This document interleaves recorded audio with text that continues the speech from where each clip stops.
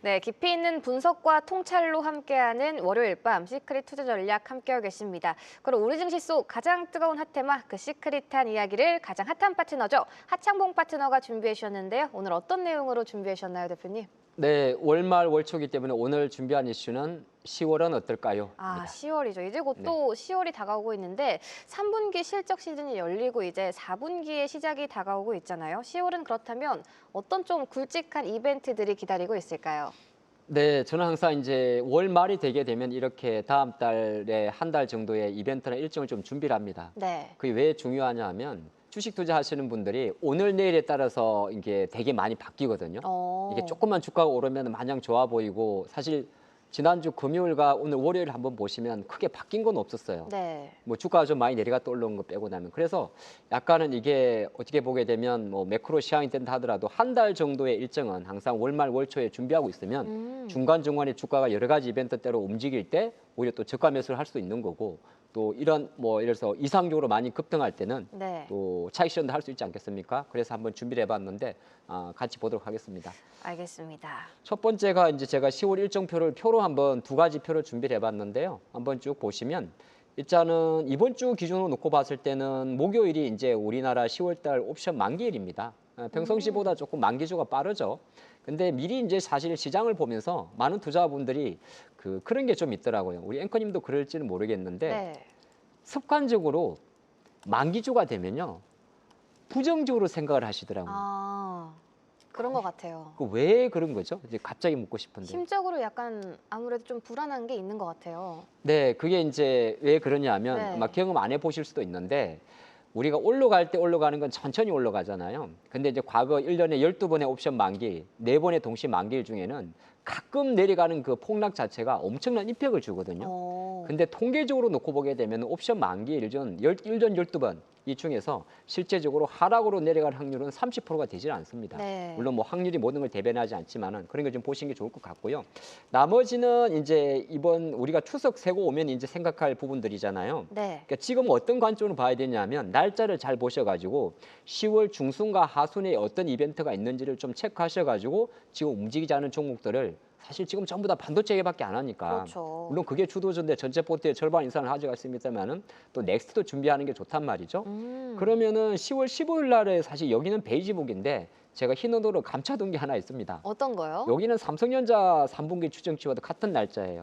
그러니까 실제 삼성전자 갖고 계신 분들이 가장 많이 고민하는 것 중에 뭐냐 하면은 제가 방송 전에도 물어봤거든요. 네. 본인이 좀 장기적으로 갖고 계셨다고 하는 분이 계셨는데 오.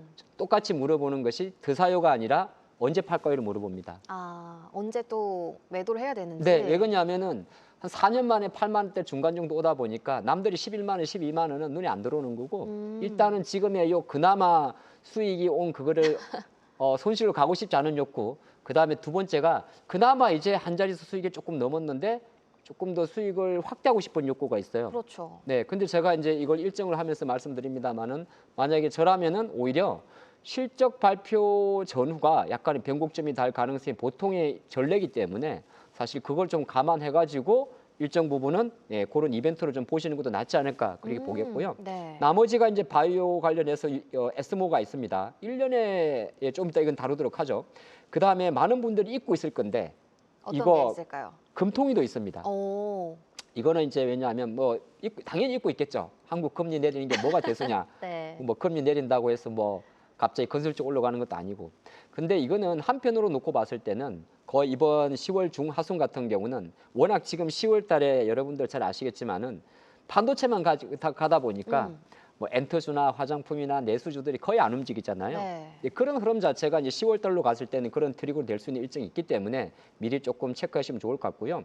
또 하나 일정 바로 이어서 하게 되면 10월에 FMCA는 뭐 그렇게 많이 부담을 9월 정도로 많이 몰리지는 않을 겁니다. 하지만 어느 정도 중요한 이벤트가 되고요.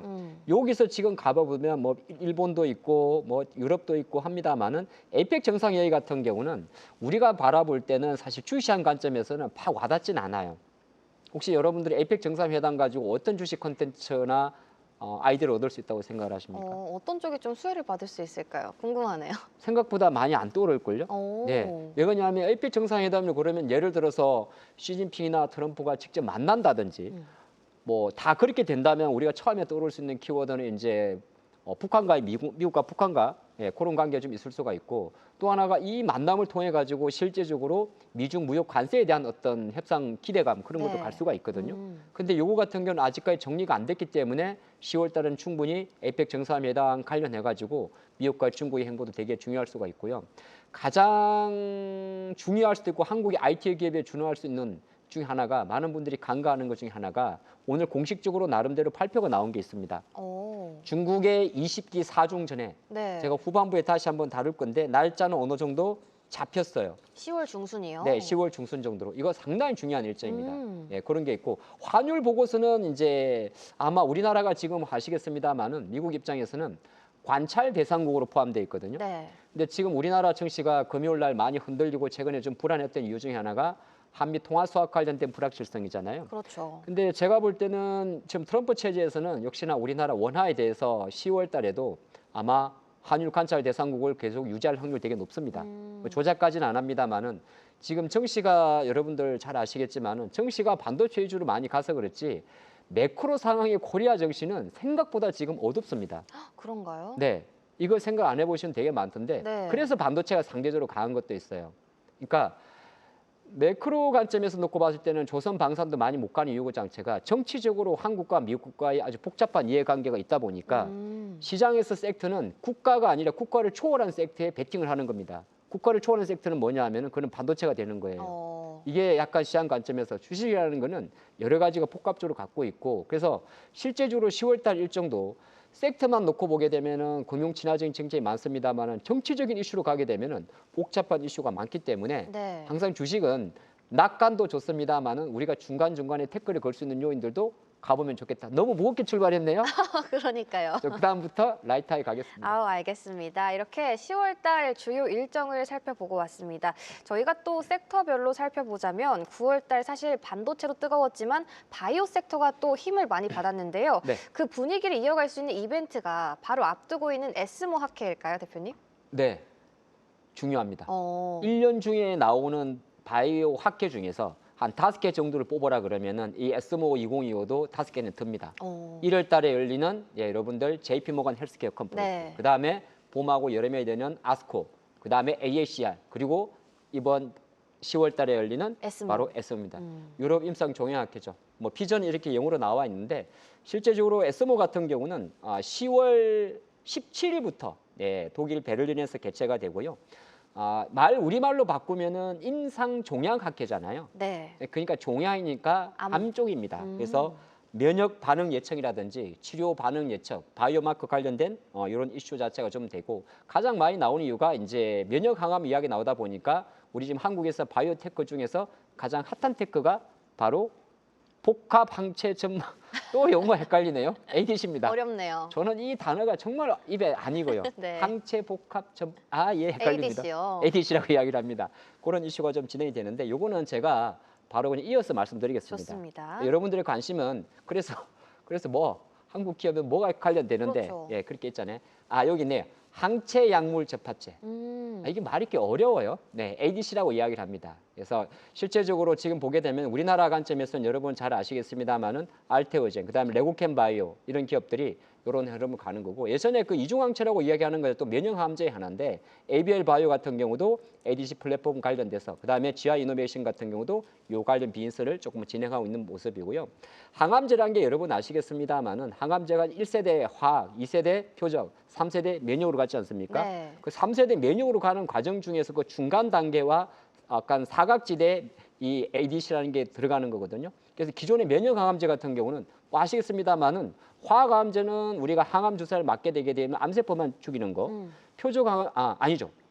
그 암세포를 죽이면서 정상세포도 하기 때문에 사람들이 항암 치료를 받으면 뭐 약간 머리가 좀 빠진다든지 몸무게가 부작용이요. 빠지는 경향이 네. 있죠. 그 다음에 진행하는 게 표적이는 암세포만 잡는 건데 그것도 이제 효과가 떨어진다 그랬고 면역 항암제가 잘 아시겠지만 내 몸에 아예 항암제를 투입함으로써 몸의 면역 체계를 만드는 가장 이상적인 거거든요. 근데 그것도 이제 이슈가 많은데 대표적으로 놓고 보게 되면은 뭐 ABL 바이오나 유한여행, 한미약품 이런 기업들이 대부분 이런 이슈가 좀 많이 오고 한미약품 같은 경우 유방암 관련 이쪽으로 많이 좀 이슈를 진행을 하고 발표하는 이슈가 됩니다. 그리고 또 하나가 이제 지금 한국에서 가장 핫한 기업 SC제행 피아주나 9월 달에 이 기업이 FDA 승인을 받았습니다. 오.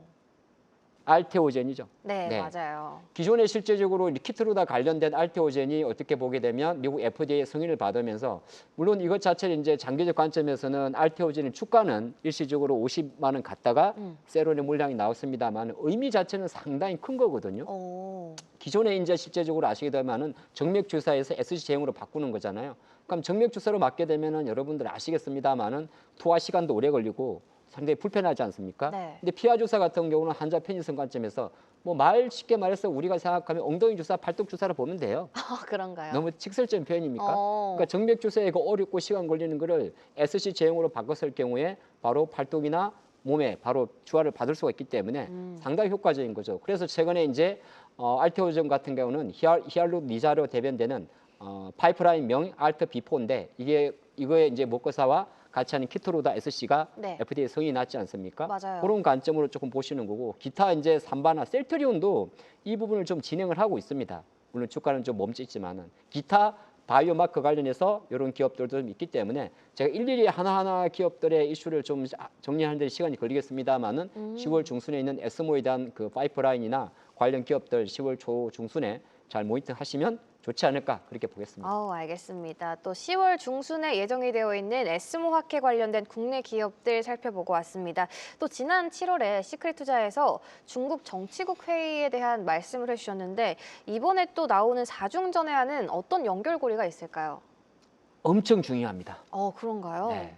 우리가 중국의 주요 정책을 보면은 이제 12월 달 정도에 열리는 중앙경제공작회의가 있고요. 7월 달에 열렸던 중국의 정치국 회의가 있습니다. 네. 그리고 정치국 회의 이후로 지금 10월 달로 예정된 게 지금 오늘 어느 정도 블록본을 통해 가지고 날짜까지 지정이 됐는데 10월 20일부터 23일까지 바로 4중 전회가 열리게 됩니다. 이 4중 전회 같은 경우는 어떤 걸 좀 대변하냐면 중국의 향후 2026년부터 2030년까지의 5개년 계획입니다. 네. 그래서 지난 7월 달 중국의 중앙정치국 회의에서 이런 이야기를 했어요. 어떻게 이야기를 했냐면 중국은 전략적 기회와 위험, 도전이 병존한다. 좀 비장합니다. 그렇네요. 왜냐하면 이건 이제 중국 공산당의 주요 발언이기 때문에 이렇게 좀 많이 비장합니다. 자기 일을 잘하는데 역량을 집중하고 격렬한 국제 경쟁 속에서 전략적 주도권을 확보하며 뭐 기타 등등 이렇게 비장하네요. 거창합니다. 쉽게 말씀드릴게요. 이전 4중 전에서 나올 중국의 핵심 전략은 뭐냐면은 과학 기술의 핵심입니다. 과학 기술의 핵심. 과학이요? 네. 중국은 실제로 아시겠습니다만 이미 지금 AI 전쟁이나 로봇 전쟁이 나온 이유가 2015년 지금으로부터 10년 전으로 거슬러 갈 때 중국 이렇게 사실 이게 좀 이야기하면 길어지는데 네. 중국과 미국의 무역 분쟁의 출발점은 무역 적자가 아니에요.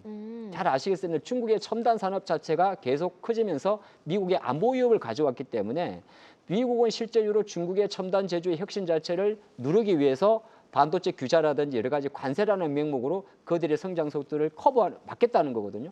근데 트럼프 일기에서 그게 실패했어요. 지금도 마찬가지입니다. 이제 남아있는 게 몇 개 없습니다. 우주항공이나 방산하고 몇 개 부분밖에. 네. 그러다 보니까 오히려 중국은 이 부분을 강화하는 거고 그래서 이번 4중 전회에서도 중요한 거는 뭐냐면은 과학 기술 혁신이기 때문에 만약에 중국이 10월 중하순에 이 부분에 대해서 조금 더 강도 높은 이슈가 나온다면 물론 아직 우리의 우려가 됩니다만은 미국의 네. 중국을 향한 테크주의 규제는 더 강화될 수도 있습니다.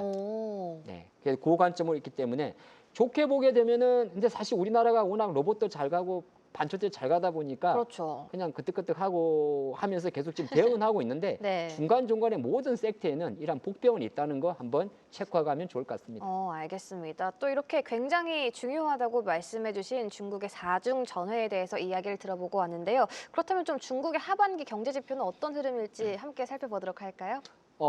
안 좋아요. 안 좋나요? 별로 안 좋고 네. 이 4중 전회에서는 사실 아까 말씀드린 대로 경제 부양책은 거의 안 나옵니다. 경제 부양 물론 이게 나올 수가 있겠는데 중국이 사실 연초에 우리나라 그 IT 기업들 중에서 뭐 약간 중국에다가 뭐 제주 반도체 약간 기업이 좀 그런 데습니다만은 네. 약간 저가 사양 반도체를 공급하는 기업들의 실적이 되게 좋았었어요. 그건 왜 그랬냐면 중국이 24년도 말에 이구 환신 정책을 펼치게 됐습니다. 그래서 가전이나 스마트폰이나 자동차에 엄청난 보조금을 줬는데 그 효과가 보시면은 25년 기준으로 연초 2월이죠. 2, 3월까지는 어느 정도 리테일 세일즈를 보면 되는데 한 6월 달까지는 잘 나왔어요. 이고 환신 효과가 나왔는데 실제로 그거 이제 5, 6개월 동안 보조금 다 쓰고 나다 보니까 7월 달 지표보다는 중국의 리테일 세일즈, 소매 판매 지표가 급격하게 하락을 하고 있습니다. 그래서 하반기에는 실제적으로 중국이 어느 정도 부양책을 펼쳐에 대한 기대감이 되게 중요한데 생각보다 현재까지는 요 중앙 사중 전회 같은 경우는 약간 현대 과학 기술에 대한 이야기고 약간 시장에서 기대를 모았던 소비 쿠폰을 뿌린다든지 네. 그런 거에 대해서는 아직까지는 그렇게 많이 모멘텀이 없기 때문에 한편으로는 중국 내수에 어떤 초점을 둔 예를 들어서 뭐 IT 기기라든지 디스플레이 기기라든지 이런 것 관련해서는 우리가 같은 10월 달, 11월 달 갈 때 많이 생각하는 게 IT 소비재거든요. 맞아요. 네. 근데 이게 좀 나쁘게 말하면 네. 반도체 가격에도 영향을 줄 수도 있습니다. 4분기로. 오. 네, 왜냐하면 중국의 소매 판매 주요 핵심은 뭐냐면 IT나 모바일이나 TV나 테크 쪽이거든요. 그 이야기 채널 고정 후반부에서 조금 더 이어서 하도록 하겠습니다. 알겠습니다. 이렇게 하반기 중국 경제 지표와 함께 10월 달 굵직한 이벤트 관련해서 저희가 이야기를 나눠봤는데 그렇다면 또 10월 달에 시장을 흔들 수 있는 글로벌 리스크 요인들에는 어떤 것들이 있을지도 궁금하거든요. 리스크 요인은 어떤 게 있을까요, 대표님? 네, 요거는 이제 제가 그냥 가볍게 텍스트로 한번 정리를 해봤습니다. 네. 빨리 넘어가죠. 여전히 나올 수 있는 이야기인데 뭐 9월 달에 금리는 내렸지만은 또 10월 말에 어떻게 될지 모르는 거잖아요. 그건 그렇죠. 한번 10월 말에 이슈고 또 이번 주말에 여러분 아시겠습니다만은 고용 동향이 발표될 겁니다. 그렇죠. 우리가 이제 연휴 들어갔을 때 이번 주말에 발표되는데 지금 여전히 그 비농업 부문 취업자 수의 증가가 10만 건이 안 되거든요.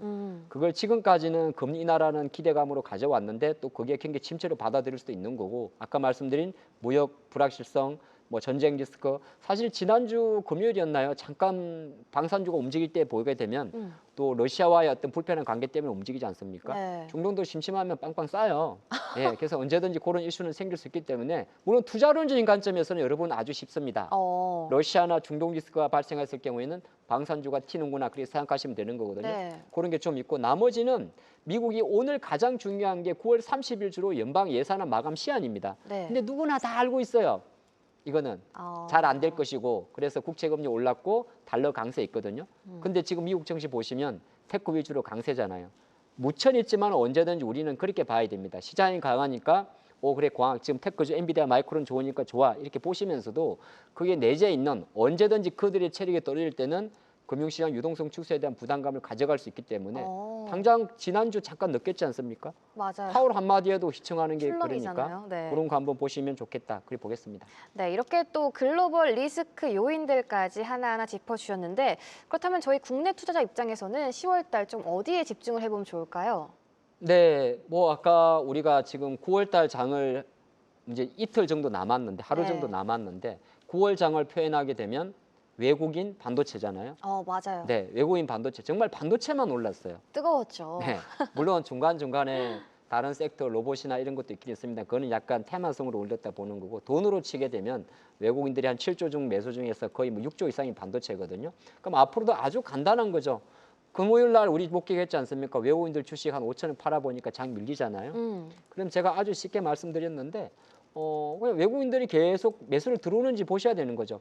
우리는 대응할 수밖에 없어요. 그들이 살지 안 줄지는 알 수 없습니다만. 근데 오늘은 조금 금액이 크지 않았고 외국인이 자금이 들어온다고 할 때는 한 보통 3천억 정도 이상 우리나라 코스피 기준으로 그렇게 좀 보시고 네. 환율은 그렇게 많이 신경을 안 써도 될 것 같아요. 이게 지금 우리만 오르는 게 아니라 같이 오르는데 우리가 잠깐 튀었을 뿐이거든요. 달러 약세 구조 아까 봤던 대로 요거 때문에 강달러 때문에 엔화라든지 게다가 여기에다가 일본의 선거가 주말에 있단 말이죠. 자민당 선거 그 관련해서 흐름이니까 그렇게 보시면 좋을 것 같고 네. 제일 중요한 거는 금리는 거의 내릴 것 같습니다. 예, 그리고 이제 가장 중요한 거는 밸류에이션 논란인데 맞아요. 10월 달에 또 네. 국내 증시 관전 포인트까지 짚어주셨는데 앞서 또 잠깐 언급을 해주신 것처럼 파월 의장이 미국 주식이 비싸다라는 발언을 하면서 증시가 또 한껏 출렁였잖아요. 네. 그렇다면 대표님께서 현재 시장 밸류에이션은 좀 어떻게 바라보고 계신가요? 원래 많이 오르면 많이 올랐다 그러는 거고 많이 빠지면 저평가라는 게 주식의 습성입니다. 네. 그래서 우리가 이제 그런 이야기 하죠. 많이 올랐다는 거는 장이 그만큼 강하다는 거거든요. 그러다 보니까 여기저기 오늘 골드만삭스도 비슷한 이야기인데 미국 지금 신고가잖아요. S&P 500 지수 이제 7선선도 갈 수 있을 정도의 엄청 강세인데 지금 PER 우리가 주가 수익 배율은 23배 정도 되더라고요. 엄청 비싸요. 그러니까 21년도 팬데믹 수준입니다. 오. 근데 팬데믹은 사실은 돈을 올렸던 정세이기 때문에 초역대급 유동성 장세였습니다.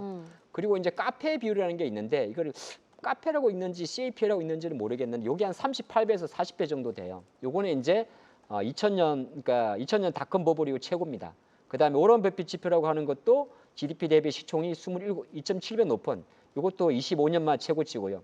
그다음에 주가 수익 배율 PSR 같은 경우도 3.12배로 최고치입니다. 근데 여기서 이제 한 가지 보게 되면은 실현 이야기를 잠깐 하는데 이건 네. 제가 좀 숫자가 많으니까 좀 이어서 하겠습니다. 요 카페 비율이라는 건 뭐냐 하면은 실러 P 레이쇼라고 이야기를 하는데 우리가 보통 PR이라고 이야기하잖아요. 요거는 어떤 거냐면 주가를 향후 1년에 주당 순이익으로 나눈 겁니다. 앞으로 1년 동안 이만큼 벌어들일 거를 현재 주가와 주당 이익으로 나눈 비율이에요. 예, 근데 카페 비율이라는 건 뭐냐 하면은 네. 요게 그게 아니고 과거 10년 동안의 주당 순이익을 평균을 내 가지고 여기에 물가를 계산해서 나오는 거라서 수치 자체는 높은데 지금 보게 되면은 PBR이 39.4배 정도 나옵니다. 그럼 아까 말씀드린 대로 그 2000년 닷컴 버블까지는 아니지만은 엄청 올라가고 있거든요. 여기에서 이제 반박을 하는 하나의 표가 있습니다. 어떤 지표일까요? 아까 여기 드렸지 않습니까? 기이익률이 최고라서 단순 비교는 무리다. 네, 발음이 좀 안 좋았습니다. 바로 이거죠. 지금 실제적으로 S&P 500 기업들의 어닝을 보게 되면은 실제 어닝 수치 자체가 코로나로 이렇게 완전히 죽었을 때를 빼고 나면 이건 일시적이었잖아요. 뭐 코로나 때 뭐 아예 공장이 안 되는데 이게 실적이 나올 수가 없었겠죠. 근데 전체적으로 계속 증가한다는 거죠. 그러니까 뭐냐면은 우리가 말할 때 비싼 거는 어느 정도 인정을 하는데 여기에 일정 부분에 이익의 증가까지 동반이 되기 때문에 언제든지 비싸다는 논리는 들어올 수 있긴 있습니다만은 기업의 실적이 계속 지속된다면 뭐 어느 정도 이 고평가에 대한 논란은 사실 잠재울 수 있다. 그렇게 보는 게 지금의 시각이다. 그리 보겠습니다. 알겠습니다. 이렇게 밸류에이션 부분까지 짚어보면서 저희가 또 주요 일정부터 리스크 요인 그리고 관전 포인트까지 이야기를 나눠봤잖아요. 네. 그렇다면 이렇게 살펴본 내용을 좀 종합해서 10월 달 한 달 흐름은 좀 어떻게 바라보면 될까요? 이 모든 걸 종합을 해볼 때 추석 전까지는 조금 몸을 수그리는 것도 나빠 보이진 않습니다. 그거는 이제 표를 보면 정리할 수 있는데 우리는 영업일수 기준으로 30일과 10월 1일, 2일 그리고 10월 9일 이렇게 반영하면서 10월의 상반기를 보내게 될 겁니다. 네. 그리고 추석을 쉬고 나면 10월 13일부터 장이 열리게 되는데 그 주간의 중간에 무이고의 물가지표와 또 삼성전자의 실적 발표와 이런 게 다 겹치는 그림이거든요. 그러면 9월의 고용 지표 자체가 실제적으로 현재 부진할 확률이 높고 그런 상태에서 만약에 미국을 흔들었을 경우에 다행은 뭐냐면 우리가 목요일까지 휴장이라는 겁니다. 그리고 금요일에 잠깐 열리지만은 사실은 그거는 뭐 그 정도 이슈로만 되는 거고 네. 결과적으로는 지금 시장 자체가 아까도 말씀드렸습니다만 미국도 마찬가지고 한국의 삼성전자도 마찬가지고 하이닉스도 실적으로 왔다면 그 실적은 10월 15일부터 가는 그림이거든요. 그리고 그렇게 갔을 경우에 미국이 10월 10일 정도에 CPI가 발표돼도 이 미국의 물가 지표가 시장에 영향을 미치는 것은 고맙게도 10월 말입니다. 그러면 무슨 말이냐? 우리나라는 뭐 이렇게 다 시나리오대로 갈 수는 없습니다만은 10월 초순 정도에 뭐 미국의 예산안의 셧다운이라든지 뭐 기타 등등을 다 커버하고 나면 고맙게도 정확하게 10월 중순 실적 시즌부터 바로 들어간다는 겁니다. 그런 관점이 나오고 물론 그거는 삼성전자가 어느 정도 키를 보여주는 게 가장 중요하긴 합니다만은 삼성전자의 실적 발표에 모든 게 달려 있습니다. 그 이야기 조금 더 이어서 하도록 하죠. 알겠습니다. 삼성전자 실적 발표에 모든 게 달려있다. 이렇게 10월 달 전반적인 증시 흐름까지 전망을 해주셨습니다. 사실 또 글로벌뿐만 아니라 우리 증시 흐름도 참 중요한 시점인 것 같은데 현 시점에서 국내 증시 상황은 좀 어떻게 바라보시나요? 네, 이제 이슈 두 번째인데 네. 이어서 하면 이거는 우리나라는 늘 하는 이야기입니다만 위기와 기회가 공존합니다. 위기와 기회가 공존한다. 네, 위기는 바로 뭐 별건 아닌데 뭐 어쨌든 우리나라 시장을 조금 제가 준비를 해봤는데 다시 3,500포인트까지 올라가면 상관이 없는데 약간은 이제 힘은 좀 떨어져 있잖아요. 네. 근데 차트는 후행 지표이기 때문에 지금 보는 화면이 이제 종합 주가 지수와 코스닥 차트인데 약간은 좀 이건 아마 추석 효과도 좀 있을 거예요. 근데 이거는 그게 중요할 것 같지가 않고 가장 중요한 건 바로 이거예요. 9월 내내 지금 이렇게 IT 위주로 많이 올라왔단 말이죠. 주가도 마찬가지고 검정색입니다. 그다음에 이제 실적 밸류도 많이 올라와 있어요. 이게 차고 나면 데이터가 올라가 있습니다. 하이닉스가 불과 한 제가 9월 초에 하이닉스 매수하고 할 때만 해도 11조 이상 보는 데가 몇 대 군데 없었어요. 그런가요? 네. 하지만 그걸 믿고 우리는 하이닉스를 했죠. 했죠. 네. 네, 했지 않습니까? 그러다 보니까 지금은 이제 하이닉스에 대한 실적 전망도 거의 11조 중반까지 다 올라와 있습니다. 오. 그러다 보니까 4조 7천억대의 삼성전자까지도 그게 8조 원대까지 올라간 그림이거든요. 그래서 이번 주 실적 시즌도 거의 IT가 주도를 한다는 겁니다. 그렇게 봤을 때는 오히려 제가 생각할 때는 이게 가장 중요합니다. 이 표 하나만 해석하게 되면 끝납니다. 디램 가격 전망이네요. 네. 트렌드 포스의 전략인 전망인데 이 트렌드 포스 이 친구들도 왔다 갔다 합니다. 이래고 내가 신뢰도 되게 떨어지는데 한 달 만에 또 바뀌는데 이 표를 가만히 보시면요. 우리가 삼성전자 하이닉스를 지금 바라보고 있는 눈만 뜨면 반도체 가격이 오른다는 거. 이거 잘 보면 3분기 기준으로 범용 반도체가 10에서 15%, HBM 브랜드가 15에서 15%입니다. 근데 여기에는 숨겨진 게 오른쪽을 딱 보게 되면은 눈치가 빠르신 분들은 빨리 봅니다. 혹시 보이십니까? 저는 안 보이네요. 아, 그래요? 네. 글자 작아서 그렇군요. 범용 반도체 상승률이 10에서 15가 아니라 8에서 13으로 내려갑니다. 그다음에 HBM도 예를 들어서 기여도는 페네트레이션, 그러니까 침투율은 8에서 11%로 올라가는데 이건 누구한테 이득이냐면 하이닉스한테 이득이 되는 거고요. 다만 HBM 브랜디의 가격 업사이드도 3분기, 지금 말씀드린 대로 3분기는 과거예요. 7, 8, 9입니다. 그러니까 쉽게 말해서 7, 8, 9의 데이터를 확인하는 10월달 같은 경우는 이미 지나간 거고 정작 10월이 됐을 때는 가격의 상승 속도가 조금 떨어진다는 겁니다. 네. 이거는 이제 우리가 좀 체크해야 되는데 이런 데이터가 왜 나왔느냐? 이게 아까 제가 말씀드린 요겁니다. 어떤 걸까요? 아이고 중국이요. 아, 중국이요. 네. 사중전회. 네. 사중 전에도 있고 다시 한번 이제 중국의 지금 소매 지표나 이런 게 많이 내려가지 않습니까? 네. 그러면 최근에 시장에서 가장 많이 나오는 게 바로 이거잖아요. 약간 저가형 반도체도 많이 올랐다. 구형 디램, DDR4라고 이야기하거든요. 그러니까 삼성전자가 왜 폭등을 했냐면 HBM에 대한 침투율은 아직까지 들어가지 못했는데 구형 디램, 삼성과 하이닉스가 실제적으로 감산을 한 DDR4. 네. 이거는 이제 삼성 하이닉스를 만들지도 않아요. 왜 안 만드냐면은 그거 이제 어차피 중국의 CSMT나 양적 메모리가 만들면 되고 삼성이나 하이닉스 같은 경우는 선단 공정이라든지 또는 HBM이 추중을 하면서 오히려 공급 축소로 인해 가지고 가격이 많이 오른 거거든요. 그래서 삼성이나 하이닉스가 공격을 축소한다고 하니까 이미 우리가 말하는 저전력 반도체 LPDDR4X라든지 아니면은 DDR4 이런 것 자체가 중국의 세트 업체들이 구매를 많이 한 겁니다. 네. 구매를 많이 해가지고 가격이 미리 오른 거예요. 근데 중요한 거는 그러면 4분기를 왜 이렇게 트렌드 포스는 범용 반도체 가격을 조금 다운사이드를 잡았느냐? 그건 왜 그러냐면 아까 제가 중국의 소매 판매 수치가 떨어진다 그랬잖아요. 맞아요. 그럼 중국은 하반기에 제2의 이국 환신 제도가 안 들어오면 오히려 세트 업체들이 판매량이 올라가지 못한다면 쉽게 말해서 스마트폰, PC 이런 거거든요. 그러면 어느 정도 범용 반도체 모멘텀으로 폭등을 했던 삼성전자의 4분기 실적은 부담으로 갈 수도 있는 겁니다. 그래서 그런 그림이 있기 때문에 제가 생각을 할 때는 이걸 가지고 너무 비장해 볼 건 아닌데 어쨌든 간에 이번 10월 15일 날 삼성전자의 실적 발표는 그냥 너무 오버하면 그렇습니다만은 초 서프라이즈가 나와야 돼요. 정말요. 네, 이 데이터를 걷고 봤을 때는. 네. 그래야 어느 정도 주가를 버텨줄 수가 있기 때문에 음. 추석 전에 너무 업데이트 드렸는데 10월 15일 전후거든요. 그때 한번 보도록 하시죠. 네. 알겠습니다. 또 중요하다고 말씀을 해주신 삼성전자의 실적 발표 체크를 해보시면 좋을 것 같습니다. 이렇게 하창봉 파트너와 함께 다가오는 10월달 전반적인 흐름 진단을 해보고 왔는데요. 오늘 또 시크릿 강의 함께하고 계신 저희 시청자분들을 위해서 상위 1%가 될 수 있는 퀴즈를 또 준비해 오셨다고 들었는데 어떤 퀴즈일지 바로 만나보도록 하겠습니다, 대표님. 네, 여러분들이 방송에 얼마나 집중했는지 싶어가지고 한번 준비를 가볍게 해봤습니다. 네. 다음 중 10월 중 주요 이벤트로 보기 어려운 것은 네, 1번 블랙 프라이데이, 2번 에스모, 3번 사중전회, 4번 에이펙 정상회담. 알겠습니다. 정답을 아시는 저희 시청자분들 유튜브 댓글창에 남겨주시면 좋을 것 같고요. 또 이렇게 센스 있는 퀴즈를 준비해 주셨습니다. 아마 방송을 저희 처음부터 함께하고 계신 시청자분들은 쉽게 맞추실 수 있을 것 같은데 정답이 또 이렇게 1번에 들어가 있네요, 대표님. 네. 블랙 프라이데이는 연말에 하는 행사 아닌가요?